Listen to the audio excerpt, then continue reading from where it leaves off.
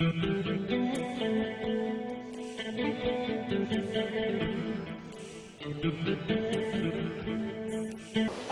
gaa misooma guddina sadarkaa tana keenyeef rabbi galanni haa ga'u. Oromiyaa burqaa aartii godhe. Dargaggoo hin jajjabeesse. Mootummaa wajjin aannaniif garaa nu godhe. Diina wajjin dugdaaf garaa nu godhe. Bakka hin walaa rabbi ta'u.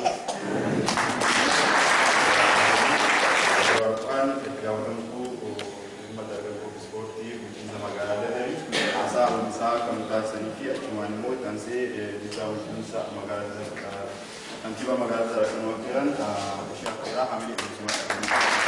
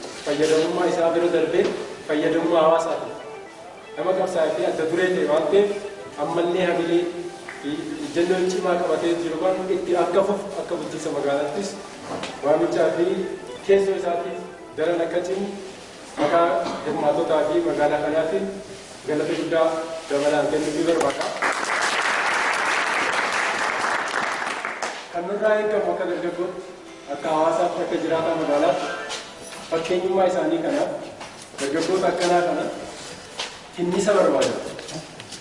Kinnisni fiinta quba qabanii gargaaruu barbaada. Hedduun dandeettii akkanaa kan qaban baafachuu kan dadhaban kallattii fi karaa wallaaluudhaan kan rakkatan baay'ee jira namoonni akka isaan. Kanaaf aadaa wal gargaaruudhaan waan akkanarra hubachiisu aartii fi wantoota aadaa fi seenaa uummata Oromoo wajjin wal qabatu lammii biyya kanaatti wajjin qabatu cimsaa deemuu irratti namoonni hedduun fedhii osoo qabanii dandeettii isaanii qindeeffatanii baafachuu qabu irraa kanaaf hambaatu.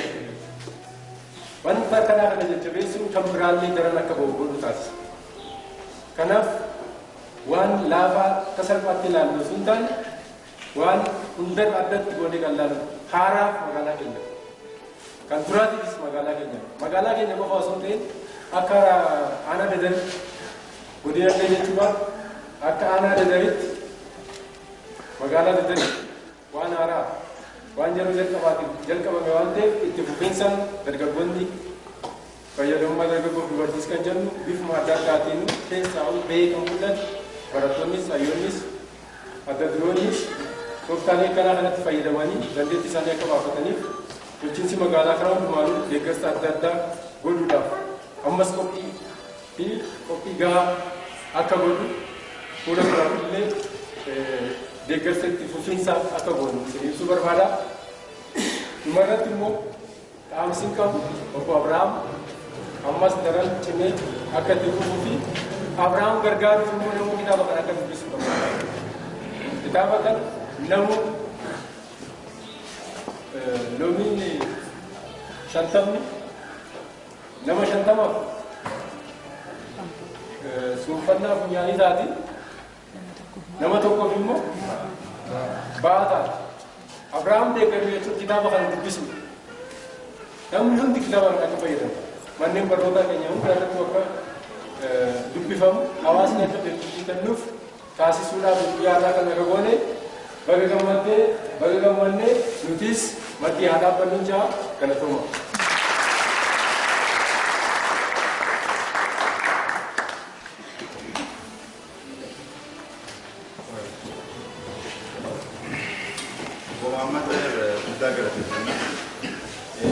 Isa qofa osoo hin taane ani bulchiinsa magaalaa Dadar guddaan galateeffachuu barbaada. Obbo Abrahaam hojjeta aanas malee bulchiinsa magaalaa Dadarii miti. Uummanni magaalaa Dadarii kutannoo aartii Oromoo qabuu fi kutannoo inni fayyadamummaa dargaggootaa mirkaneessuudhaaf qaburraa kan ka'e jalqabaa hanga dhumaatti deeggarsa gochaa turte tokkummaan qabanis nagaa waan ta'eef mee isinii fi bulchiinsa magaalaa Dadarii wal gocha miidhee kenname. Kaayyoon dhaaba kamiitis kanuma bara durii aartiin uummata Oromoo namni akkanaa kun biyya kana keessatti beekamuu danda'anii akkuma isaan jedhan Abrahaam deeggaruu kan dandeenye Matsaayir obbo Maammanuu namoota asirra jiran kana obbo Maammanuu gara Afrikaa kan Oromiyaan jedhamu si maqaa.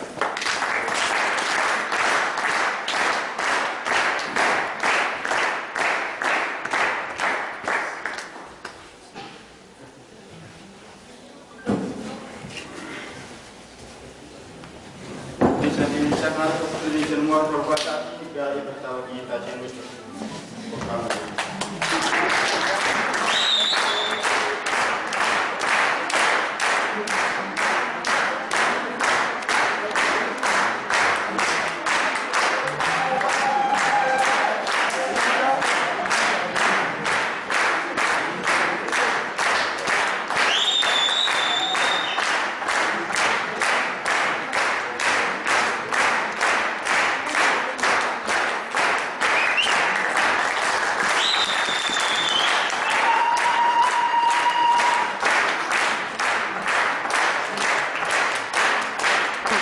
Kitaaboleen afaan Oromootiin barreeffaman 5 magaalaa Adaamaatti eebbifamanii dubbistootaaf dhiyaataniiru nuun jedha. Gabaasni as magaalaa Adaamaatti arganne Wagaayyoo Nugusee bal'ina isaa akka taanutti isinitti hima.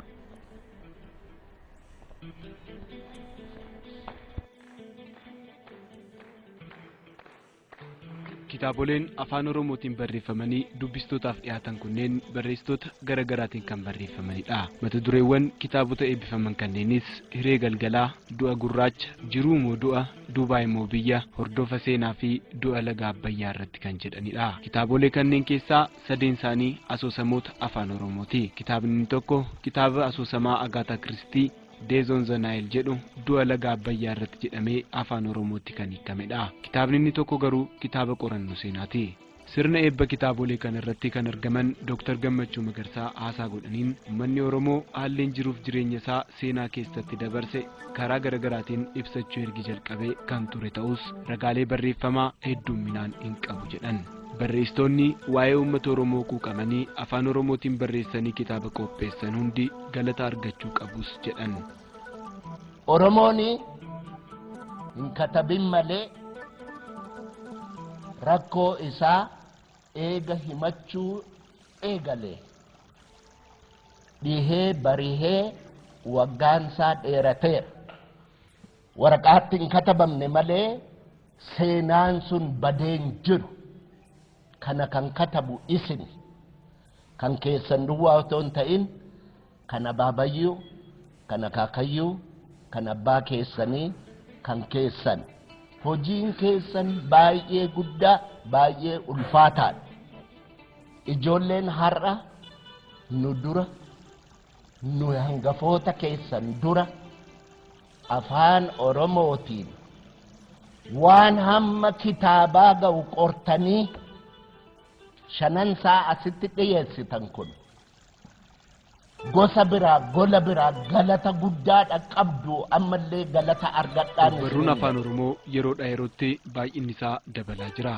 Sadarkaan qulqullinaa fi qabiyyee hogbarruuwwan kanneenis fooyya'aa jira jechuun kan hime ogeessa afaanii fi hogbarruu kan ta'e Beekan Gulummaati.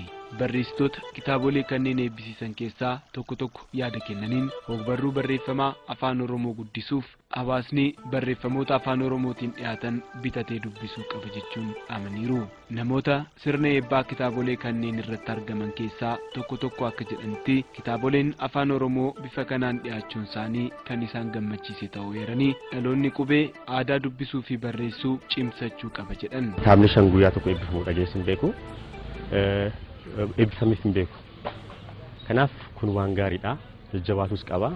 Haamilee barreessitoota kanaas immoo eeguuf atleastii uummanni keenya immoo dubbisuu aadaa godhatu qaba. Keessattuu qubee generation dubbisuu aadaa godhatu qaba. Waanuma fe'iyyoo ta'u mee otoo waanuma Oromoon oomishu kan kitaabas haa ta'u, qamadiis haa ta'u, garbuus haa ta'u, sirbas haa ta'u mee bitaatii fuunfadhaa. Barruun Oromoo kaleessarra har'a baay'ee dagaagaara, baay'ee guddachaara. Fakkeenyaa fi bara darbee baraachaan yoo laalteette haphina qabaa ture amma baay'ee guddachaa dhufaa deebii immoo bal'achaa dhufaa jira. Fakkeenyaaf zeeneriin dura hin jirre amma makamaara. Fakkeenyaaf afaan Oromoo keessa ditektiiviin hin jiru ture. Amma garuu kan Agaataa Kiristiin baay'ee kan na gammachiise dheengadduma kana afaan Oromootti hiikameera. Days on the Nile jechuudha. Ditektiiviidha amma kun.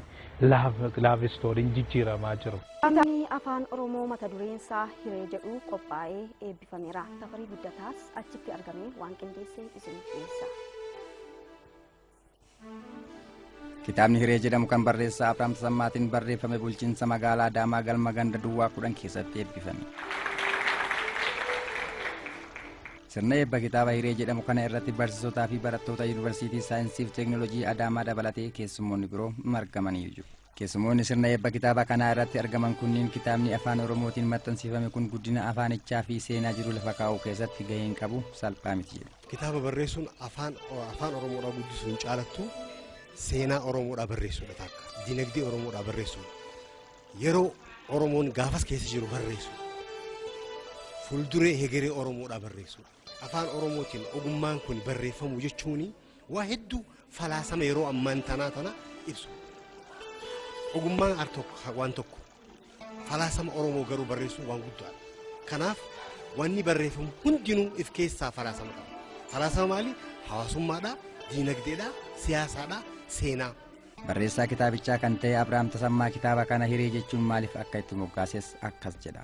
Hiree waniin jedheef kitaabicha bu'aa bayii baay'eetu jira keessa.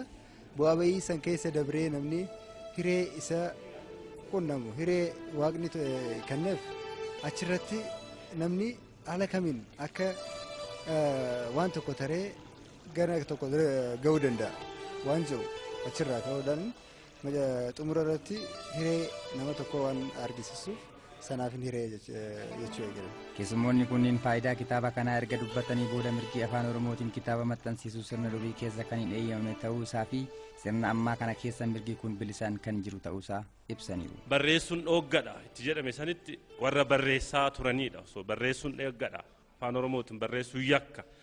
Yeroo itti jedhame namoota ogbarruu afaan Oromootiif jedhanii biyyaa ba'an kan itti du'an kan lubbuun isaanii itti dabarteedha. Har'a immoo barreessuun ni danda'ama jedhamee jira. Kanaaf namni fe'eeyyuu namni fedhii fi hawwii guddina ogbarruu Oromootiif qabu barreessuu danda'a. Dabalataanis namoonni sirna eebba kitaabichaa irratti argaman kunniin sirna waggoota 12 darban ture balaaleffachuun sirna ammaa kana keessatti mirgi barruulee garagaraas ta'ee afaan Oromootiin kitaaba maxxansiisuu argachuu isaanitti gammaduun sirna eebba kana taphoota garagaraatiin xumuranidha.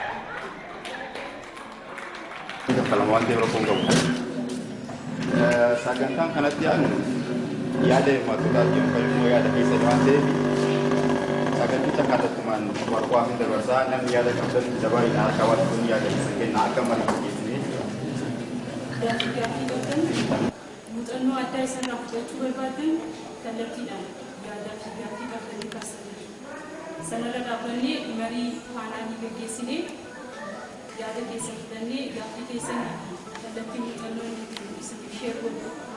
Yaadaa fi gaaffiilee keessattuu mudannoolee isa qunnamee fi kitaaba qopheessu yaada adda addaa kan gaafatan yoo ta'e yaadaa fi gaaffii isin keessaa ka'e yoo ta'e Abrahaan immoo waan isatti fakkaatu akka waliigalaa isiniif yaada diriirsaa saniif namoonni dargaggeessis maanguddoonnis warra as keessa jiru dubartoonnis qophii kitaaba kanarratti haala jiru gaafatanii Soalnya panani mari gegesu dan denya karamu akan masyarakat mesti gegesu lah gegesu di sini karena mana gegesu Kafa kita si jalkawan lalle jurra ni jalkawada bisnis jurra kire jalan pertama saya rais bagi tuan begini karena ini lama pada hama ini kita matan sekarang berarti mata dulu yang mak kitaaba kana barreessa kana maaliif filachuu danda'e kan joosanii fi inni biraa ammas immoo kitaabicha kana maxxansuudhaaf jalqabiidhaaf haasee hanga ammaatti jechuudha yeroo afaan Oromoo barreeffamatti jijjiiramee osoo hin ta'in afoolaan ture afoola uummanni Oromoo qabu kana dandeettii mataa isaatiin barreeffamatti jijjiiree dhalootaafis akka dabu akka kaayamu gochuun duraan dursee Abrahaam baay'een galateeffadha cimeetti fufuu qaban jira. Qabsaa'ummaa guddaadha warreen qabsaan daran innis bakka isaan geessan irraa afaan kanaan barreessee dhaloota kaaniif dabarsuun guddina afaan kanaaf gumaachaan gama akka qabu nama hubatedha jechuudha. Kun itti fufuu qaban jira. Itti aansee immoo Abrahaam haa tattaafatu malee bakka kana gahee kitaaba maxxanfamee dhaloota kanaaf akka dabu gochuu keessatti reeffa waltajjii irraa ka'ee ture. Bulchiinsi magaalaa hojjettoonni bulchiinsa magaalaa akkana cinaa dhaabbatanii eebbisiisuu osoo hin ta'in maxxansiisuu irraa jalqabdanii yaadaan deeggartanii hanga eebbaatti akkasitti deeggaruu keessanii dhugumaan baay'een sin galateeffadha. Waa'ee afaan Oromoo guddina afaan Oromoo hangama qubattan natti argisiisa. Fuuldurallee dhaloonni kun akkasitti kan jajjabeeffamu yoo ta'e kan biraa jalaan biqilaa deeman meeraa deeman dargaggoonni kun akkasitti deeggarsa dhabnaan kan qaramee doomuu waan danda'u deeggarsi akkasii kun fuuldurallee tufee cimuu qaba. Nutillee kanas keessa jiru hirmaattonni eebbisiisuu bira kunnee akkuma reefu jedhame sanitti dubbisuudhaan fuulduratti maxxansiifachuu kunni tattaafatu yoo cinaa dhaabbanne daran wantoota kana daranii barreessuu ni danda'a. Dhumarratti immoo Abrahaan qalamni isaa ammallee fuulduraan mul'isu jecha haa galatoomu harka dhaafii jira. Fuulduraatti hedduu sirraa himechaanii ammoo wanta kana isaaf qabu gaafate gara aartii kanatti maaltu seenuudhaaf kaasee maaltu si jajjabeessee fakkeenya maaltu si ta'eetii eegaluudhaaf kan barreessuudhaaf. Wanti jechuu barbaadu Abrahaa jalqaba baga waliin guyyaa kanaan dhugee jechuun barbaada. Kamasase Abraan kula durallee nama waan guddaa burqisiisu jedheen yaadan maaliif waan yaadu maal garuu wanti nurraa eegamu nuti hagam takkaatu waa'uma isaatu beekna kitaaba isaa kana kadda barisan hagam takkaatu dubbise kitaaba san fudhannee irra baay'een keenya dubbisnee kabiraalleen akka dubbisu goone inni biraa ammas deeggarsa irratti jechuudha akkuma reefa abbaa mamatti ajjeetti tuttuun 50 nama 50 goona nama tokkoof baadha kitaaba kana maxxansiisuu keessatti waa baay'ee dubbee jira waa baay'ee kana keessatti nuti akka sila akka lammii tokkotti deeggarsa keenya yookaan gumaachinu taate wanna kana waan haala salphaadhaan hojjetamuu danda'a jedha abraa qofa osoo hin ta'in nama biraallee nama akkanatti aartii irratti dalagu jajjabeessuu qabna jechuudha kanaaf ani maal jechuu barbaada asumarraa kaanee nuti hundinuu jechuudha kitaaba kana tokko tokko fudhannee deemuu qabna itti aansees fuula durillee nama akkana dhufu isa qofa osoo hin ta'in inninis kitaaba biraallee kan qopheessaa jiru jira sanillee deeggarsa godhuu qabna deeggarsa godhuun jalqaba kitaaba kana bituudha kanaaf hojii aartii kana jajjabeessuudhaaf deeggarsa keenya kana asumarraa jalqabuu qabna jechuudha kana maal jedhu maqaa adda tajaajilsiisuu isaatu waan ta'e akkasumatti dargaggoo dardarri jirti jechuun akka maqaatti sigalee kan biraattis akka dhalatu kakaasa akkasumatti ammallee nutis yaadaanis qabeenyaanis yoo taate cinaa dhaabbannee guddisuu qabnaan guyyaa hojii mootummaa hojjechaa galgala immoo ragaa isaatiin deessaatti kitaaba kana qopheessuu keessatti yeroo hedduu akka itti laffaa ture inni booda ibsuu danda'a waan waliigalaati nuti dargaggoonni hafnes immoo yeroo keenya isaas godhu qofa osoo hin taane yeroo jirrutti fayyadamuu dhabuudhaan yeroo nu gaafachuurra yeroo qabnu hunda dubbisuudhaan dabarsinee teekinooloojii itti dabarsinee barreessuu dadhabnu dubbisuudhaan aadaa godhannee dubbisuun aadaa godhannee taanaan barreessuudhaaf kakaanee beekumsaa fi kalaqa keessoo keenyaa baasnee gabaaf oolfachuu hin dandeenya namoonni yeroo keenya isaas akka hin goone dargaggoonni keessattuu haala laabrarii fi iddoo dubbisaa mijaalleen jiraachuu baatu keessoo isaatti irraa kitaabota deemanii gabaarra oolan dubbisaatti baruu barreessuu aadaa gaarii abboo Abrahaam kana fudhannee ittiin haa hojjennu jechuu barbaada.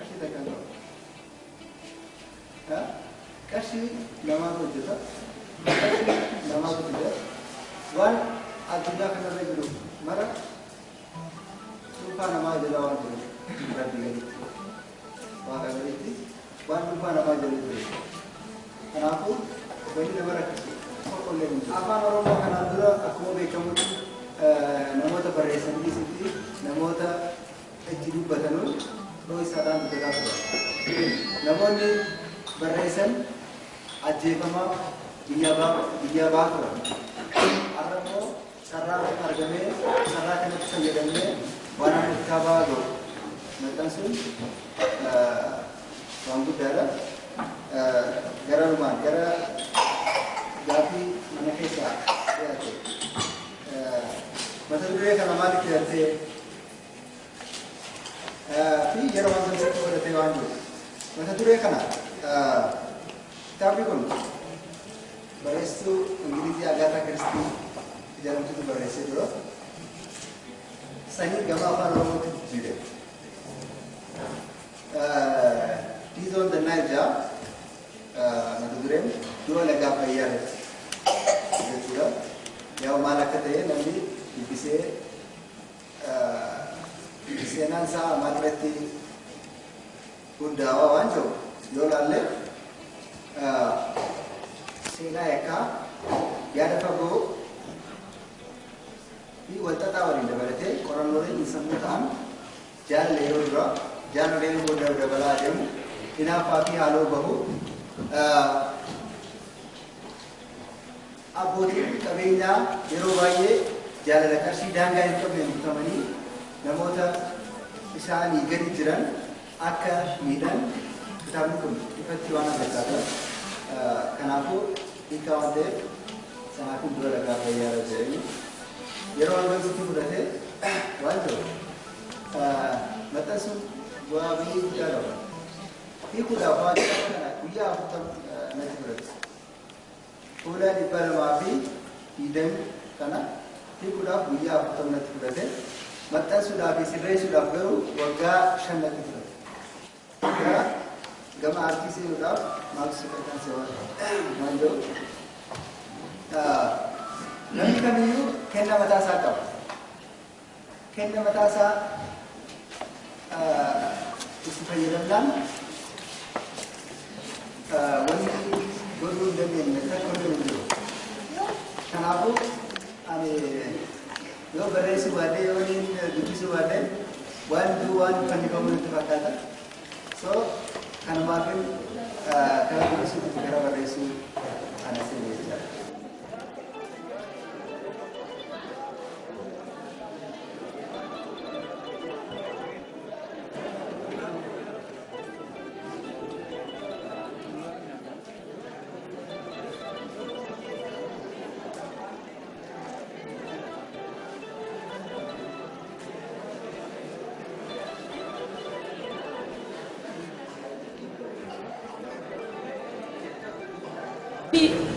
Dubbisuu aadaa godhachuudhaaf namni dubbisuu aadaa godhate booda akka biddeenaatti illee akka itti fayyadamuu danda'u.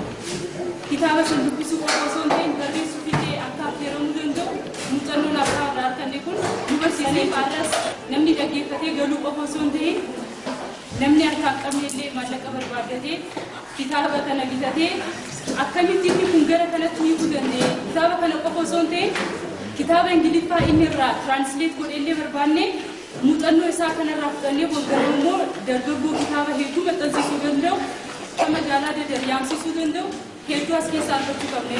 Karaa biraatiin immoo dargaggoon aadaa dubbisuu qofa osoo hin ta'in aadaa hojii uummachuudhaan bakka muuxannootti irraa argatee tarsiimoo kanatti carraa argatee kanatti cunqursaan sirna duraanii keessa jiru walii qabamee dargaggoon keenya yeroo dirree waraanaa eeggamu sun hafee yeroo dargaggoon itti keetii waa uummadhuutii dalagadhu baradhu jijjiiramii jedhu sirna kana argate kanatti immoo carraa kanatti akka fayyadamuu qabullee muuxannoon asirraa arganne waan hedduu nu barsiisee jiru. Sanii fudhannee itti fayyadamuun fudhannee hojiitti hiikachuun bu'aa qabeessa akka kaanu nu taasisuu ta'e. Inni kabraa dargaggoon keenya yeroo isaatti fayyadamuu wajji wal qabatee Abraan hojjetaa mootummaati. Ganama isaa lamaa cinaa ilaasaa 11 fi cinaatti hojii mootummaa isaa irratti ni bobba'aa hojii isaa hojjetee gala. Kana cinatti immoo namni akkuma seenaatti yoo dhageessanii jiraatan waggaa tokko keessatti kitaaba 2 maxxansiisee magaalaadhaaf oolchuu jechuun seenaa addaatiin ni kun ga'umsa isaa adda ta'e nu barsiisa jechuudha. Ga'umsa isaa kanallee irraa fudhachuun muuxannoo isaa irraa fudhachuun ni barbaachisa jechuudha. Saniif nutis yeroo keenyatti fayyadamnee carraa argannee kanaan waa guddaa akka galmeessisnu jedhaa barbaannaa kanaan asuma nuuf argamtan baga nagaan dhuftan baga nagaanis xumurtan nagaan galaadhaa galatoomaa.